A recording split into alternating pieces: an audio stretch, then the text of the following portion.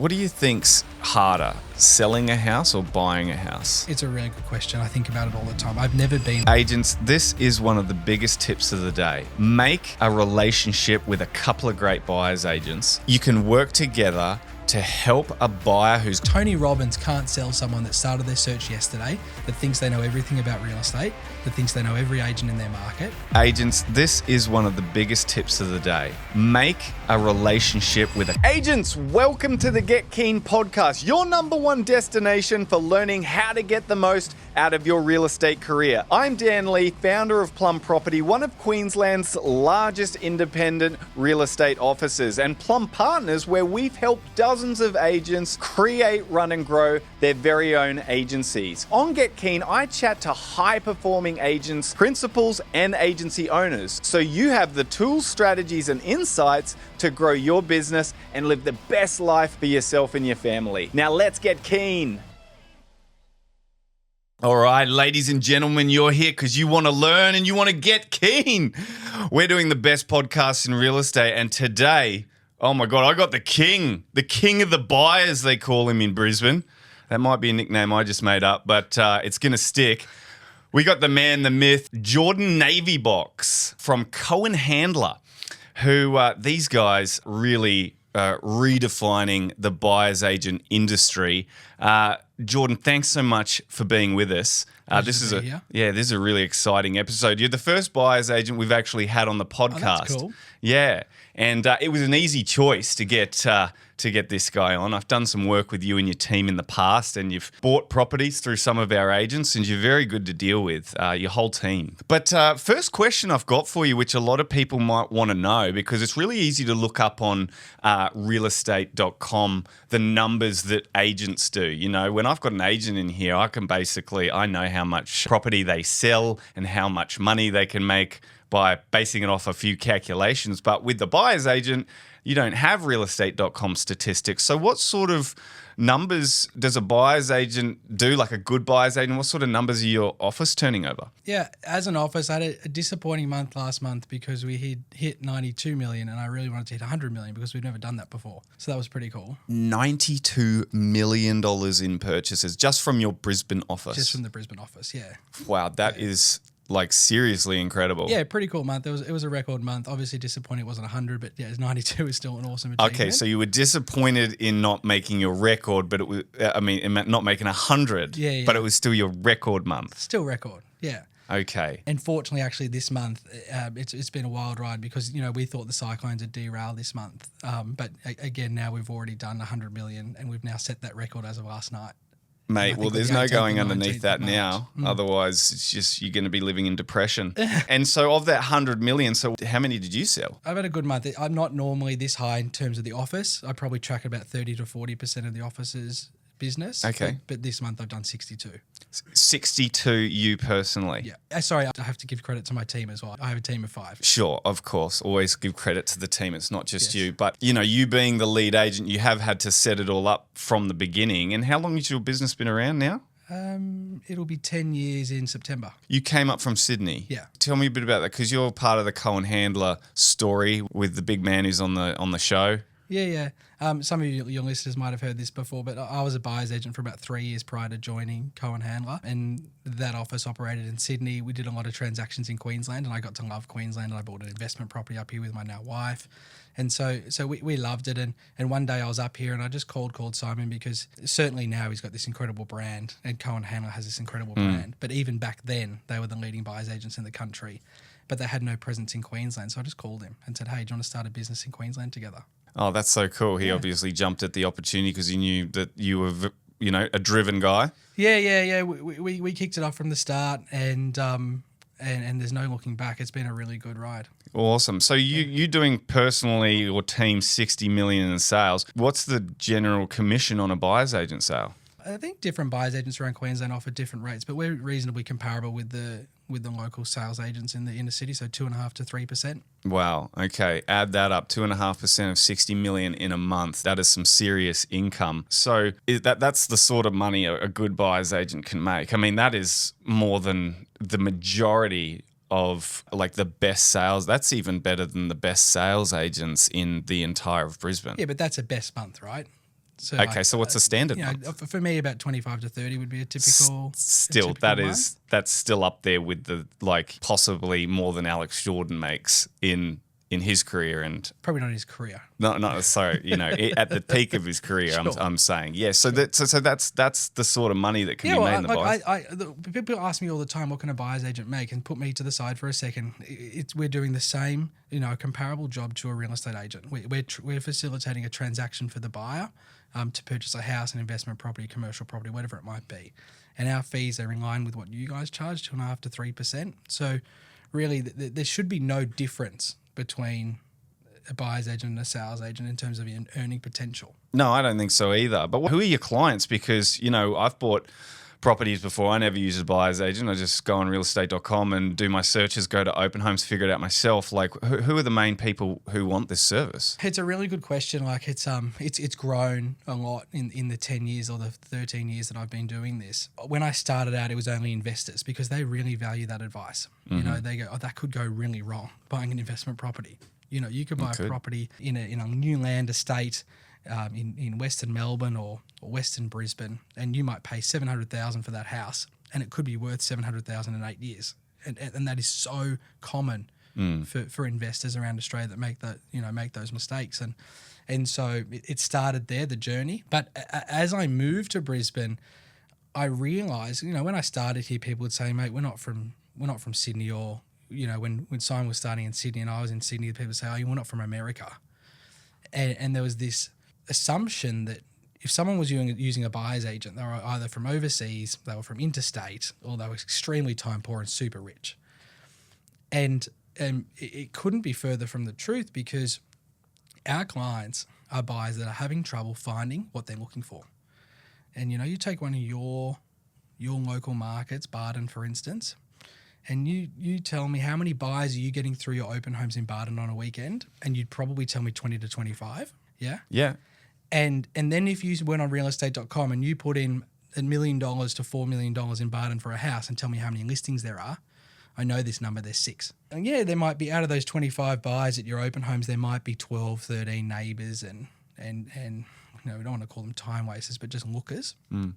But there are 12 genuine buyers in the marketplace looking at these houses, but there's only 6 of them. And if one of them's flooded and one of them's overpriced, one of them's going to auction in 3. Like, the amount of opportunities for these group of buyers to explore is so finite, and they get frustrated, and they say, "Hey, where else can we find these properties? What else can we be doing to get this search done?" And hence why they reach out to us. So your main game is like making sure, because a lot of people think the main game is like a buyer's agent's going to help you negotiate the best price, but I'm hearing that really the buyer's agent's role is just to make sure that you get a good property. Totally. Yeah. And this is like a huge misconception, right? Yes, I'm a good negotiator. Okay, I'm sure a lot of your guests are good negotiators, and I will do a far better job than my client will in 19 out of 20 cases. But they don't come to me for that. That's a byproduct. I'm trying to think of an example. Like, I don't know, when you stay at a really beautiful hotel, all you need is a bed. Agree? But it's like, how big is the bed? How plush is the bed? How big is the room? How big's the bathroom? Do I get chocolates on arrival? Do I get champagne on arrival? Does my kid get a teddy bear on arrival? Okay, how good's the restaurant? How good's the rooftop terrace? How good's the bar? How close is the hotel to all? So there's all these other subsidiary things around the hotel that make up that service, right? And for us, our bed is finding a house. Yeah. And then, yes, I'm a good negotiator. Yes, I'm gonna get them a better price. But to be honest with you, 9 out of 10 of my clients come to me to find them a house that they can't find themselves. And then the fact that I'm a good negotiator comes as an added benefit. So is it mostly people who are time poor or from out of state moving here? Really? They're locals. Mostly locals? Yep. How many? Well, for me, out of 10, how for many myself locals? in my team, right, with in my direct team, there would be 80% locals. Wow, that's so sursurprising. Yeah. I would have thought it would be 20 or something, because... Yeah, it's a huge misconception. The change in the mentality has been huge. Totally. And it's an important shift for our business as well, because if you're relying on just servicing people that are from interstate, COVID's over. Brisbane does have, besides Perth, so Perth has the largest interstate migration at the moment per capita. Brisbane has the second largest, so it's still quite a high interstate immigration or immigration market. But if your business is purely reliant on that, you're not going to be transacting on that many homes. Mm-hmm. You need to be servicing locals. Yeah, totally. And it's just identifying markets where there is not enough stock for the amount of buyers that there are. And that's where we're effective. So it's obviously lucrative if you can work it out. If someone wants to be a buyer's agent, Yes. like what do they need to get really good at? It's a really good question, right? I find there's two paths to being a successful buyer's agent. One, going through our associate program, and I don't want to talk too much about Cohen Handler today, but any associate program, okay? I just love ours. And when you're an associate, your core role, you're very lucky you've got clients that you walk into because you're working with another buyer's agent that has clients, okay? For me, the hardest thing to do as a buyer's agent, or for any buyer's agent, should be getting clients. Now, we're in a good market at the moment.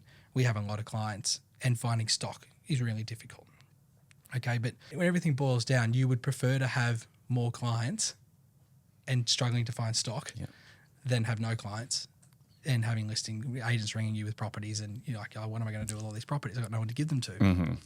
Right? So as an associate, you walk in, you're working with another buyer's agent and they've got clients. And at Cohen Handler, they have a shitload of clients. Yeah. And so they're on the phone to you guys every day and they should be making 100 calls a day trying to find different houses, apartments, commercial buildings, blocks of land for developers for all our different clients that we represent. And by doing that, they grow relationships with real estate agents. Mm-hmm. Real estate agents become familiar with them. Real estate agents become to like them. They transact with these real estate agents through us.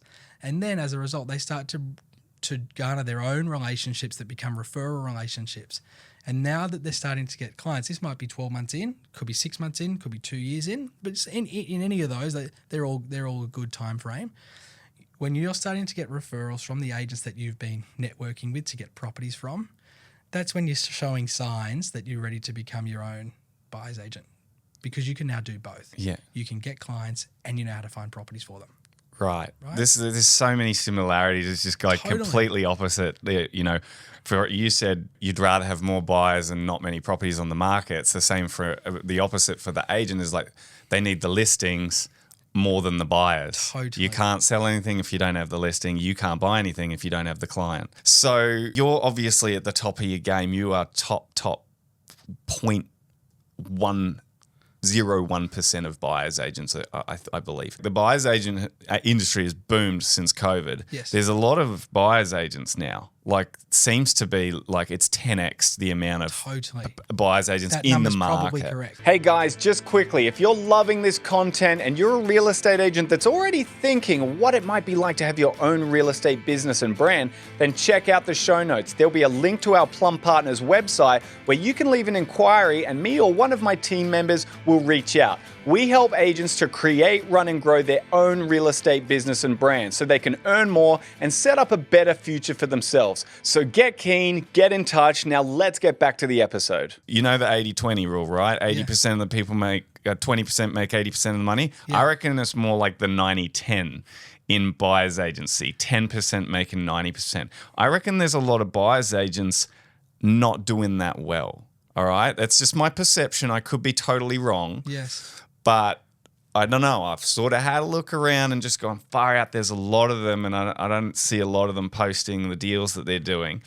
What are the ones that aren't doing that well? What are they doing wrong? I don't know that they're doing anything necessarily wrong, but it's like everything. There's going to be top performers in every sector, and it doesn't have to be in real estate either. You know? But what are they? They're doing something wrong because they're not making like good money. You're doing something wrong. Let's not beat around the bush. Sure. Rather than being negative and telling them what they're not doing wrong, perhaps if I said what could they be doing better? Fine. I think networking, with industry professionals is really critical, and it's a huge thing that I'm big on in our office. I call it agent meetings in our office. Yeah. And it's critical that they're meeting. If they're quiet and they're not doing 10 meetings with agents or brokers or financial planners each week, they need to find a new job. Right. And I'm not saying exactly necessarily, but I'm just saying that if you're quiet and you're not doing that, it's like, well, what are you doing? Because if you've got one client, two clients, and you're just sitting on realestate.com all day looking at a screen, there's nothing's going to pop up. It's like, I'd be embarrassed because a client has engaged them.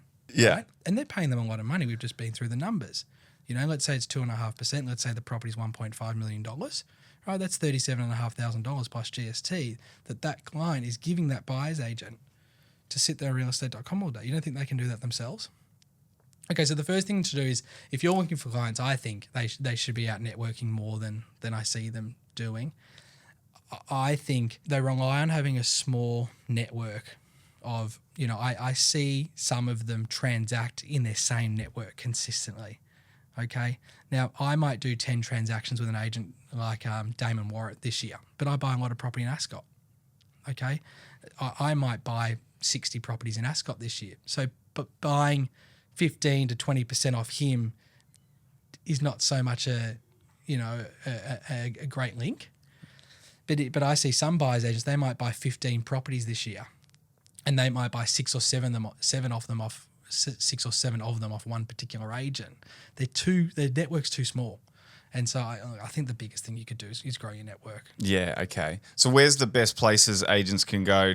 Obviously it's calls. It's like the appraisal for an agent. It's like book appraisals, go around, meet owners, get in the door, give them an update, stay in touch. Yeah. So that's kind of like the buyer's agent's appraisal is go for a lunch, a coffee with a lawyer, an accountant, an agent, anyone that might deal with someone in the property field. Anyone that might know a buyer. Yeah, who needs some help. Totally. And you won't know if they need help until you have a discussion with them. Yeah. So I just say meet people that know buyers and have discussions with buyers. You can't, like Tony Robbins can't sell someone that started their search yesterday, that thinks they know everything about real estate, that thinks they know every agent in their market, okay? You're not going to be able to sign that person up. They haven't had the experience of the current challenges that are in the market. They might not have bought a house for 10 years and it might have been easier 10 years ago. But I say still have a conversation with every buyer that you can, and you will find the ones that have been in the trenches for the last 2 to 3 months and going, yeah, this is actually fucked. This is hard.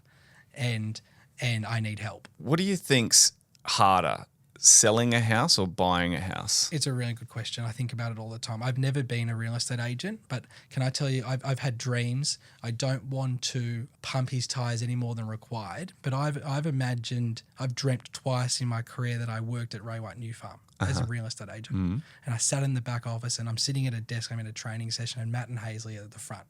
Okay, and they're telling us what to do for the day. And it was a good session from my memory of this dream that I had. And I walked out and I'm like, the fuck? I've now got to go. There was nothing to do with what they said, but just as an agent, I've got to now go and go to open homes and meet randoms for the next 6 hours.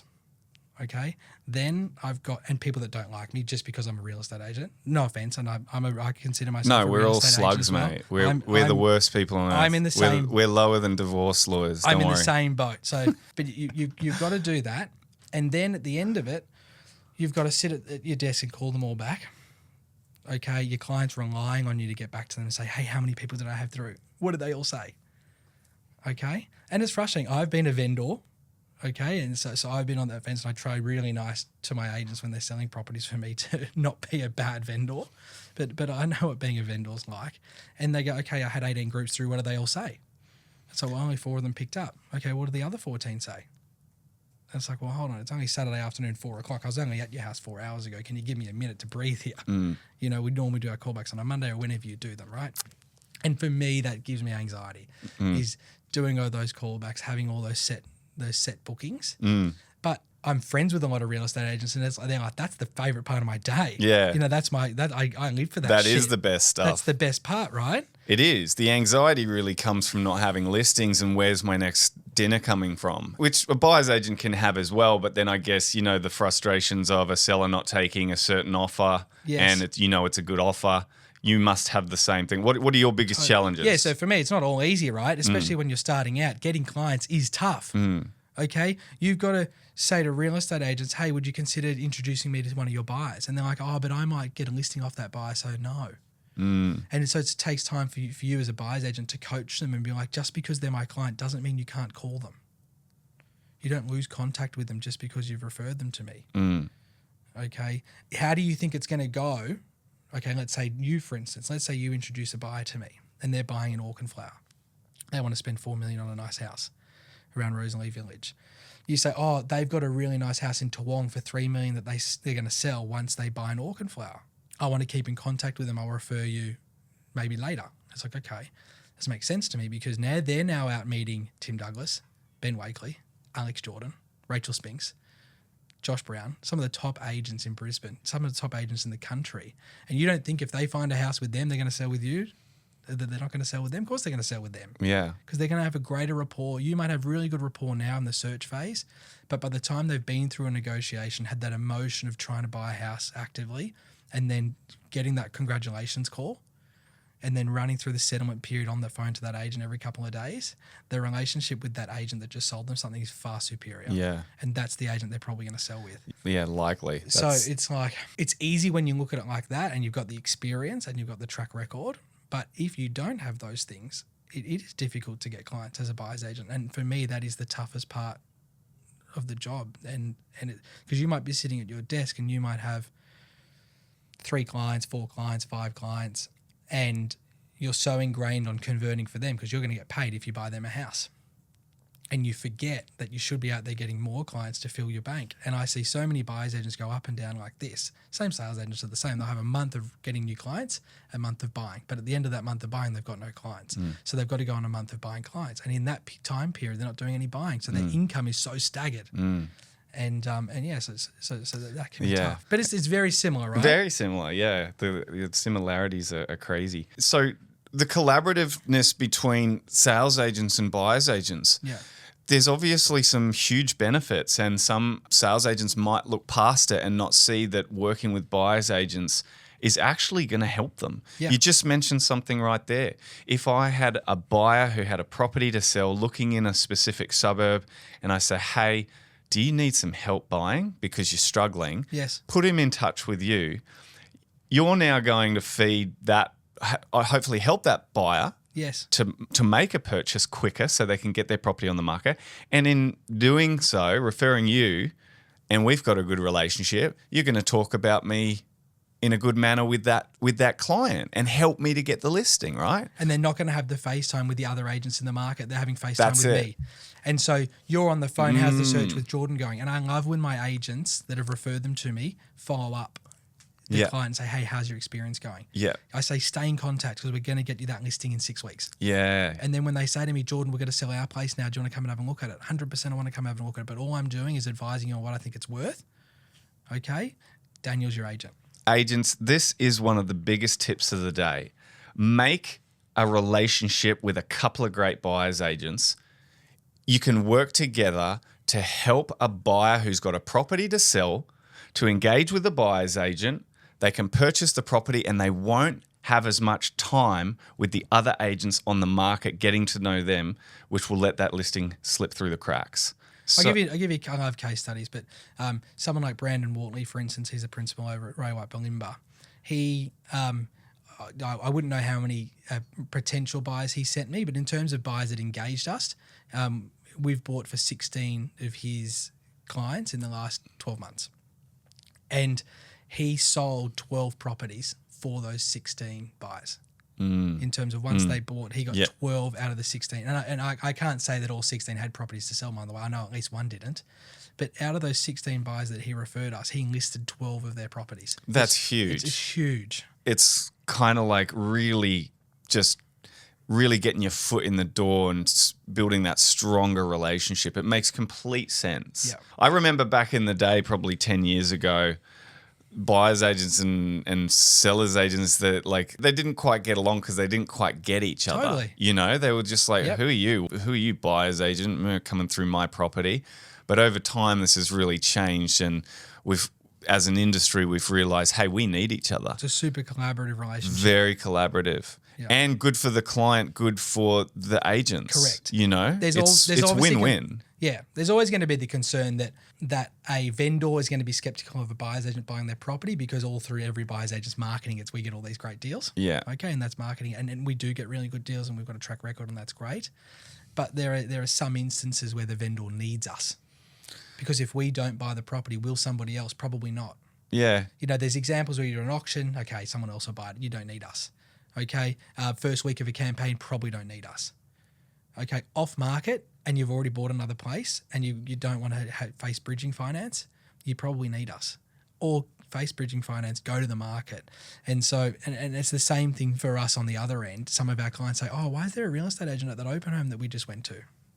Okay.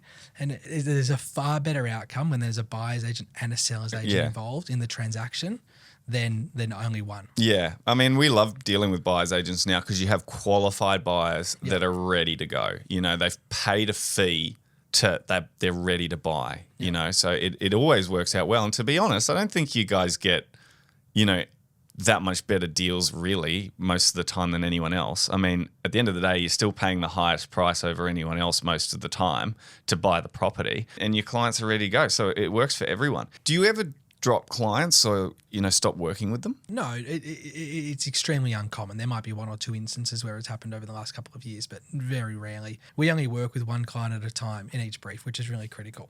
And so the qualification process for us is really crucial, because if we've got a brief available, $5 million house in New Farm, which is super competitive, there's not many of those homes available. It's usually like a 4 or 5 square meter block architectural house, super hard to find. And if you had 2 or 3 clients looking for that house, you know, even when we find it off market, the real estate agent puts it on Prestige Property. They put it on realestate.com anyway, so it goes in their stats. You know, the seller, your other buyers will find out. And so for that reason, and also like you don't want to be putting 2 clients in a negotiation when you're representing them both. Like completely defeats the purpose of using us. You may as well just go and speak to some of the agents if you want to get put in competition. So one client at a time in each brief, and as a result, we got to qualify these clients before they join. Right. So you'll only buy one property for a $5 million buyer in New Farm. If you had another one, if I had you'd have to say, one, I got to wait till I... Correct. Really? And okay. it's a tough call to make, right? And even tougher for buyers agents that, you know, you mentioned struggling buyers agents earlier. It's a really tough call for them to make. And I can't sit here and say whether they would or wouldn't, but it puts them in a challenging position, because you want that other client, you know, 5 million New Farm is kind of bread and butter for us, and you really want them, and you just have to say, look, I'm your guy. You know, if anyone's going to find you this house, it will be me, but I'm looking for one for another client at the moment. The last one I did was 4 weeks ago, so I'm pretty confident that I'll buy for these clients in the next fortnight, 4 weeks, whatever it might be. Okay? If you can wait, I'll be there for you. The other thing you can do is you could say to the existing client, hey, I've just had an inquiry about your spot. I've told you at the start it's all yours, and it is all yours. You've turned down 15 properties that you haven't bought. Do you foresee yourself revisiting any of those? Oh, yeah, if I got that one for 4.7, I'd buy that still, blah, blah, blah, right? So then you might cull 3. You're like, okay, there's 12 properties that you're genuinely not interested in at any price. Yeah. Would you have a concern if I engage them on a second-rate basis that I could show them these 12 properties over the next fortnight? And hopefully by the time they've been through those, hey, they might buy one of those, they might not. But then hopefully by the time they've exhausted those properties, you've bought and we're good. It gets a bit messy, you see. Yeah. See, even that's messy. That is messy. But like you could have that conversation. You could use that dialogue if and that strategy if you really wanted that client and they were going to engage another buyer's agent instead. You could cross-reference it. But I find if you're looking for a house in New Farm for $5 million, you've probably been looking for 3 to 6 months already. And what's another 2 weeks? Yeah. And a couple more questions. You must have those kind of buyers that are just so picky, and, you know, they tell you this checklist that's this long, and you find the property and one box isn't checked, and they're like, no thanks. Yep. And you're like, it'll be 6 months before you see something like that. How do you deal with that? Yeah, especially in Prestige. Brandon, Meehan and I bought a property on, what night was it? Saturday night this week. Off market, place real estate, $10 million was the purchase price at the top of Balmoral Hill. When a client's spending 10, 15, 20, they're allowed to be picky. They're spending a lot of money for Brisbane real estate. And this particular client that we were representing him for about 6 months. Our engagement agreements run for 3 months. He reached out about Christmas time and said, hey, happy to extend, loving what we're seeing, but we just haven't got the right one yet. We would have showed him 25 properties in the last, you know, since, definitely not since Christmas, probably in the last 5 months that were like 18 out of 20 properties. The challenge for this buyer, and this is the challenge for most of my buyers in this price range, he already has a really beautiful house in Brisbane at the top of a hill with crazy city views. So when you show a client like that a property that ticks 16, 17 boxes out of 20, they might already have not those same 16 boxes, but they might have 16 boxes ticked in their current home. It's like the point of me selling my current house and buying this new one is to get to 1920. Right? Mate. And so we kissed a few toes. Like there was definitely some houses that he walked out. He goes, mate, you are so close. It's like, if it wasn't just for that little thing there, I would buy this house. And you're like, that's brutal. fine, but that's the job. Yeah. And that's why he's paying us 2.5% of $10 million to find this house that potentially doesn't exist and certainly doesn't exist. The house that we bought was off market. No one else knew about it. He was the only buyer to see that house, first buyer to see that house. And we were able to negotiate it for him about 3 days later. Oh, that's incredible. Yeah. Mate, last question. What's your biggest horror story in the buyer's agent journey so far? Like, give me an example. I don't know. Like you buy a house and then it turns out it's full of termites. I don't know. Or a buyer that was just like the worst client in the world. You're so negative. People love this shit. Do they? Oh, yeah. That's hilarious. No, like, what's a negative? Sometimes you buy a property off the plan and the developer doesn't follow through what they suggested they might. That puts you that puts you in a bit of a shit fight. Is it your fault? No. Is it a fire that you have to put out? Yes. Is your head on the block because you advise them to go into that property? Yes. That's frustrating. Typically, we don't run into termites because we're reasonably good at doing building and pests prior to transacting or negotiating subject to termites. There was one house, though, here's a horror story. We did a building and pest.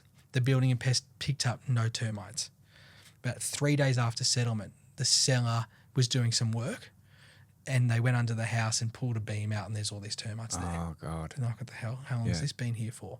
And, on their, I don't know, what do you call it, like a investigation, it looks like they had been there for 6 months or so. So way before we bought it, way before we settled, they didn't just turn up in the settlement period because that could happen as well. So it's like, shit, how were these termites missed by this building inspector? And it's tough for us as buyer's agents because we're like, well, we did the right thing. We got a building inspection. You saw it. Yeah. There's no termites. And so that was a bit of a disaster. We were very fortunate to have a really amicable vendor and agent. Yeah. And they were super helpful. We were lucky the client was doing work to the property anyway and was replacing a lot of that form work. But I think the seller offered us about, I don't know, $6,000 or $7,000 to fix it all up, put a barrier treatment in place. Oh, wow. And it was after settlement. Oh, what a legend. So total legend. Yeah. Like, totally. Yeah. That's awesome. Saved our ass, saved the client's ass, but like again. I hope you sent that vendor a massive it's something. I did the agent because they were crucial in getting them to agree to that. Yeah, for sure. There's a thing in the contract where, anyway, I won't go into it, but yeah, there was a little bit of, anyway. Sticky Yeah, situation. it was a sticky situation, but it's one of those ones where you're like, hey, I've done nothing wrong, but you're in a shit fight now. Yeah. And it happens on both sides. Totally. For sure. Yeah. Jordan, we're out of time, but that was really insightful from the buyer's agent world, the king of the buyer's agents in Brisbane. Really appreciate your time. Thanks for coming on the show, Thanks so mate. much, Dan. Appreciate it, mate. Yeah. Awesome. Thank you for tuning into the Get Keen podcast. If today's episode inspired you, please show your support with a 5-star review on Apple Podcasts and Spotify. And make sure you subscribe on your favorite platform too. Don't stop there. Join our community of forward thinkers by connecting with me on social media at Dan_Lee_Plum. I'm looking forward to exploring more strategies and insights with you on your journey to the top. Until next time, keep getting keen.